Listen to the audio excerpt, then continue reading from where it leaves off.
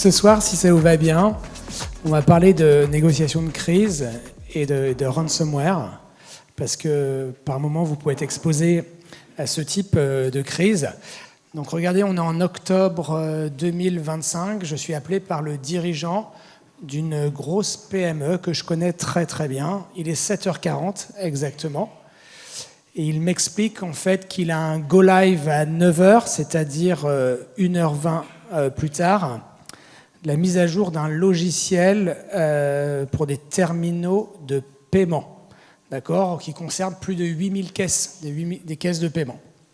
Et il m'explique en l'occurrence que tous les fichiers sont chiffrés, les serveurs, et les sauvegardes sont compromises. Rappelez-vous, le go live a lieu à 9h, c'est-à-dire dans 1h20. Ce qui est intéressant également dans ce cas-là, si je peux me permettre, c'est qu'il y a un contrat qui lie mon client, donc, c'est-à-dire en fait le propriétaire du logiciel, et il le lie en l'occurrence à son propre client, celui qui est propriétaire des terminaux de paiement, qui dit quoi? C'est que si à 9h le go live n'a pas lieu, il devra s'acquitter d'une pénalité de retard de 6 millions d'euros. Okay. Alors, je ne vous l'ai pas dit, les dossiers, les fichiers sont chiffrés et le hacker demande le paiement d'une rançon de 1 million de dollars. Alors, en fait, il est assez malin pour ne pas émettre d'ultimatum parce qu'il sait très certainement que le go live a lieu dans 1h20. Okay. Donc, à ce moment-là, vous comprenez bien que toutes les décisions que vous allez prendre auront un impact financier, humain, juridique et médiatique. La question n'est plus de savoir comment éviter ce type de ransomware, mais surtout comment on va le gérer. Et c'est ce dont je voulais parler ce soir avec vous, c'est quand tout bascule. Et dans ces situations, ce sont rarement les DSI qui prennent des décisions, mais ce sont les dirigeants qui sont sous pression. Et en fait, quand vous gérez un ransomware, il y a beaucoup de similitudes avec des kidnappings, avec demande de rançon. Moi, j'en ai géré pas mal dans ma vie, je continue à en gérer quelques-uns.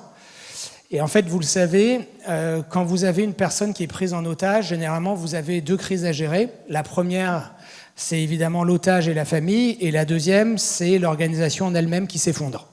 Et toute la difficulté, évidemment, c'est de stabiliser l'organisation pour qu'on soit efficace, notamment pour aller chercher l'otage et négocier au mieux.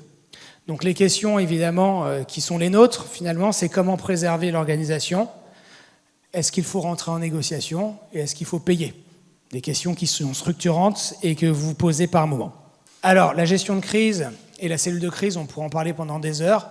Moi, je vais revenir simplement sur deux choses sur ce sujet-là. Il faut toujours qu'elle soit de taille humaine, c'est-à-dire jamais plus de 6 ou 8 personnes pour éviter une sorte de dilution de la responsabilité par le groupe.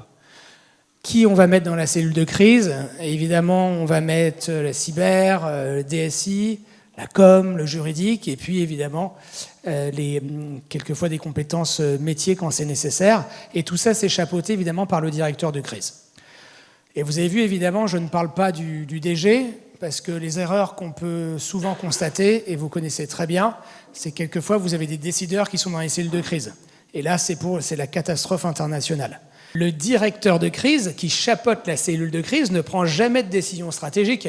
Il ne prend que des décisions tactiques, au même titre qu'un négociateur qui ne prend jamais de décision, en l'occurrence stratégique. Et pourquoi, en l'occurrence, je vous posais cette question-là? C'est que vous le savez très très bien, quand vous devez maintenir une vision stratégique et vous rentrez au cœur d'une crise, le risque, c'est de perdre la vision d'ensemble. Bien sûr. Et ça a dû vous arriver, moi, quel que soit le pays dans lequel je vais, tout le monde se plaint de ça. Dites-moi honnêtement, même si vous faites peut-être moins de négociations que moi, dites-moi honnêtement si ça vous est déjà arrivé. Votre patron vous dit, alors surtout, le client, il veut ça, on lâche rien, on lui donne rien. Et puis votre patron sort et il lâche tout. Ça vous est déjà arrivé ou pas dans votre vie? Oui, effectivement. Et donc, ce qui est intéressant, vous prenez n'importe quel pays, tout le monde se plaint de ça. Et souvent, on se pose la question, mais comment c'est possible? Pourquoi? Parce que souvent, ils auront tendance à privilégier la relation au détriment de l'objectif de la relation. Maintenant, vous prenez des négos qui engagent l'avenir du monde, vous avez exactement les mêmes ressorts psychologiques. C'est pour ça qu'effectivement, notre job, évidemment, c'est de séparer la décision de la négociation. Au même titre, encore une fois, de séparer la décision de la gestion de crise. Mais ce qu'on voit également, vous savez que le stress est contaminant. Et pour avoir vu des grands patrons dans des cellules de crise, malheureusement, ils vont faire comme ils peuvent. Ils n'ont pas forcément le niveau d'expertise requis. Je les ai vus rentrer quelquefois même dans des négociations sans avoir de compétences sur le sujet, avec des effets et des dommages qui ont été très très collatéraux. Et donc c'est pour ça que la première chose à faire, au-delà effectivement de constituer une cellule de taille humaine, c'est toujours de séparer la décision de la négociation. Pourquoi les décisions dans le cadre d'un ransomware ou d'un kidnapping, en l'occurrence, sont très difficiles à prendre? Parce qu'elles ne sont pas compliquées, elles sont complexes. Et c'est ça qui est déterminant. Regardez, si je vous présente deux enveloppes, une de 50 € et une de 100 €, dites-moi, laquelle vous allez choisir? Franchement, il n'y a pas de piège. Laquelle vous allez choisir? 100 €. Vous savez pourquoi?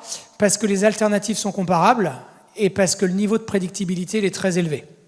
100 €, c'est supérieur à 50 €, vous pouvez comparer, et le niveau de prédictibilité, il est élevé. Pourquoi? Parce qu'avec 100 €, vous serez plus riche qu'avec 50 €. On est d'accord? Par contre, les décisions complexes, les alternatives ne sont pas comparables. C'est là où c'est compliqué. Et le futur offre un niveau de prédictibilité très très faible. Divorcer, ça pour le coup, c'est une décision complexe. Ah ben bien sûr. Et moi, je peux vous en parler, puisque mon métier m'a coûté un mariage. Divorcer, c'est compliqué. Dans un an, vous ne savez pas ce que vous allez devenir. Les enfants, ça va être compliqué, la logistique, la finance et tout ce que vous pouvez imaginer. Et donc, en fait, pourquoi ces décisions sont aussi difficiles? Je reviens volontairement sur ce point-là, parce que les alternatives ne sont pas comparables, ce qu'il faut payer ou pas payer, voilà, et parce que le futur offre un niveau de prédictibilité très très faible. Maintenant qu'on s'est dit tout ça, je vais vous partager, si vous le souhaitez, 3 manières, justement, de gérer ces dilemmes. Voilà, au quotidien, que j'utilise aussi bien dans le cadre, évidemment, de ransomware que de négociations que je peux vivre. La première, c'est la règle des 3. Ce n'est pas la règle de 3, c'est la règle des 3. Qu'est-ce que c'est? En fait, c'est une question que je me pose qui me permet justement de passer ou pas la deuxième. Je me pose la question suivante. Est-ce que je serai capable d'assumer ma décision dans 3 mois, dans 3 ans et dans 30 ans? Si je réponds oui, à ce moment-là, j'appuie sur le bouton. La deuxième, c'est ce que j'appelle le questionnement éliminatoire, qui est beaucoup utilisé dans les sciences déductives comme la médecine, d'accord? Et la troisième méthode que je peux vous proposer, c'est la butée. La butée, c'est hyper puissant. Vous remettez la décision à des critères que vous avez définis en amont.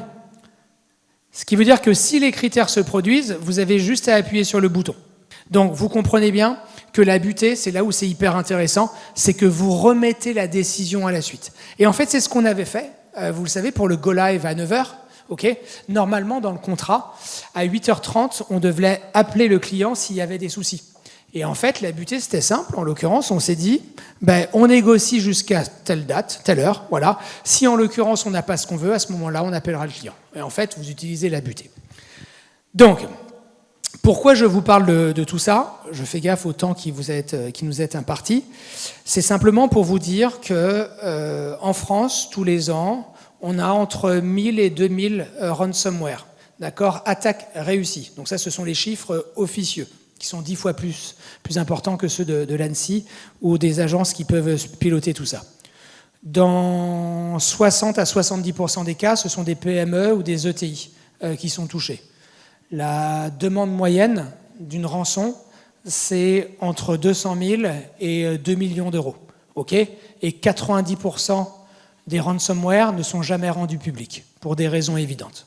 Okay, finalement, les ransomware, ça démarre un peu toujours de la même manière. Vous avez un écran qui est figé, vous avez un message qui apparaît avec une demande de rançon. Ce qui va être déterminant, en l'occurrence, c'est ce qui va se jouer par la suite. Et vous le savez, en fait, que vos décisions, elles vont avoir un impact déterminant sur la suite, notamment sur les premières heures. Donc pourquoi je vous dis tout ça? C'est qu'en période de crise, les procédures, elles sont nécessaires et importantes, mais ce qui fait véritablement la différence, ce sont les décisions que vous allez prendre. Merci beaucoup pour votre temps. Merci beaucoup.